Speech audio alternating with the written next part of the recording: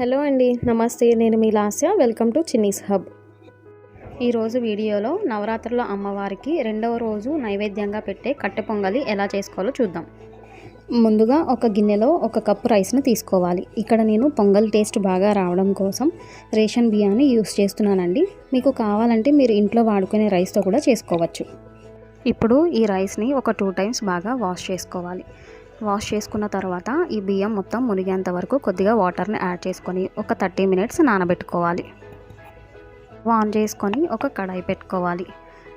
కడాయి కొద్దిగా హీట్ అయిన తర్వాత మంటని లో ఫ్లేమ్లో పెట్టుకొని ఒక అరకప్పు పెసరపప్పుని వేసుకోవాలి. ఈ పెసరపప్పుని లైట్ గోల్డెన్ కలర్ వచ్చేంత వరకు వేయించుకోవాలి. మనం ఈ పెసరపప్పుని వేయించుకోవడం వలన పొంగలి టేస్ట్ అనేది బాగా వస్తుంది. ఇలా వేయించుకున్న తర్వాత పప్పును కూడా ఒక 2 టైమ్స్ వాష్ చేసి పక్కన పెట్టుకోవాలి. ఇప్పుడు ఒక కుక్కర్ తీసుకొని మనం ముందుగా నానబెట్టుకున్న బియ్యాన్ని అలాగే వేయించి పెట్టుకున్న పప్పును కూడా ఇందులోకి యాడ్ చేసుకోవాలి. మనం 1 కప్పు బియ్యం అలాగే అరకప్పు పెసరపప్పు తీసుకున్నాం కాబట్టి దీనికి డబల్ క్వాంటిటీ వాటర్ని యాడ్ చేసుకోవాలి. అంటే మొత్తం 6 కప్పుల నీళ్ళని వేసుకోవాలి. వాటర్ యాడ్ చేసుకున్న తర్వాత ఇందులోకి 1/2 టీ స్పూన్ సాల్ట్ని యాడ్ చేసుకోవాలి. ఇప్పుడు ఈ కుక్కర్ని మూత పెట్టుకొని స్టవ్ని మీడియం ఫ్లేమ్లో పెట్టుకొని 3 to 4 విజిల్స్ వచ్చేంత వరకు ఉంచుకోవాలి. ఇప్పుడు కుక్కర్ మూత తీసుకొని ఒకసారి బాగా కలుపుకొని పక్కన పెట్టుకోవాలి. ఇప్పుడు స్టవ్ ఆన్ చేసి ఒక కడాయి పెట్టుకోవాలి. మంటని మీడియం ఫ్లేమ్లో పెట్టుకొని ఒక 2 స్పూన్ల నెయ్యిని వేసుకోవాలి.